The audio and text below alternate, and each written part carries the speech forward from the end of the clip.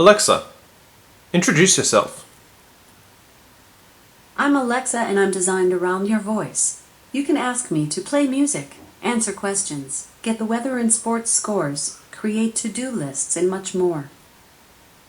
Hey guys, this is Christian DeLupa here for PCMech, and today we're taking a look at the Amazon Echo. Now, Alexa is here to stay. After beating out the likes of Bose and Logitech in 2015 speaker sales, the Amazon Echo is on track to be Amazon's third billion-dollar business.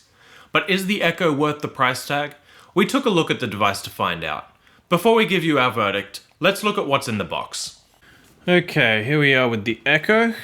Now to start off, guess we kind of cut that.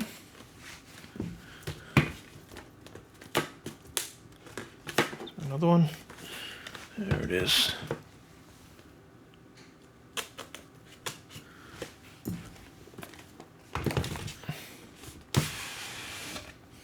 Very nice packaging.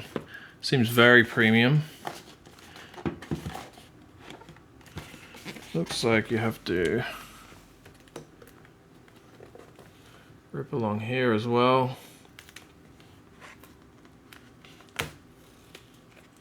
That's easy. Kind of cool.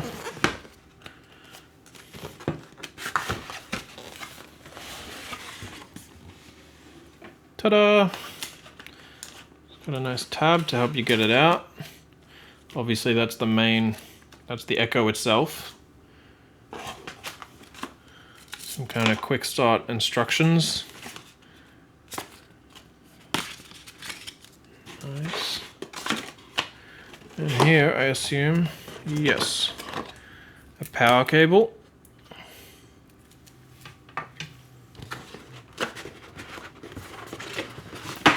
And it looks like that's it.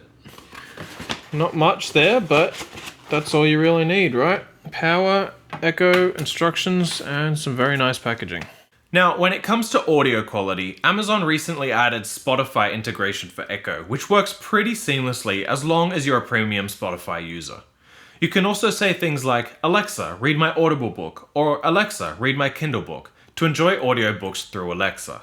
If you're listening while working around home, crank that volume up to 10 and you'll be pretty shocked at how loud the speaker gets. Unfortunately, the Echo doesn't quite meet the mark that it should when you're dropping almost $200 on a smart speaker. The Echo gets a little spotty with weaker bass, especially in the upper levels of volume. Since it doesn't connect to external speakers, you're kind of stuck with the quality that the Echo has. Not only that, but you can't answer phone calls through the Amazon Echo, which is a feature most would assume comes with a smart speaker. When it comes to smart home integration, the Echo continues to integrate with more and more lights and switches, including the likes of Wink, SmartThings by Samsung, Insteon, Philips Hue, Wemo, and LifeX smart bulbs. More recently, a number of great Echo-compatible products have been released, including the Orange Chef, which is a smart kitchen scale, Automatic, which is a gadget for connecting to your car, Garagio, which is a smart door opener, and Scout DIY alarm system. If you're a member of security systems like Vivint or Alarm.com, add those to the growing list of compatible smart home products. Now, of course, there's still room for growth. A nice feature would be TV controls, including the likes of Netflix and Hulu, as well as support for Apple TV and Chromecast. Also, users still have to use third-party integration to make multiple devices work together to create specific scenes. For example, Movie Scene turns down the lights and turns up the temperature. Now that's doable for the average techie, but it doesn't just work out of the box. Echo should model Apple's HomeKit's simple integration to make this feature easier for everyone. Not only that, but there are way more smart home devices on the market that don't integrate with Echo than those that actually do, although this may change over time. Now let's talk about commands and voice recognition. The Amazon Echo is easily much more intuitive than the likes of Google Now, Siri, or Cortana. She just seems to understand what you're saying more quickly without the same hiccups as other virtual assistants. With 7 microphones and far-field technology, it can easily pick up your voice without a problem.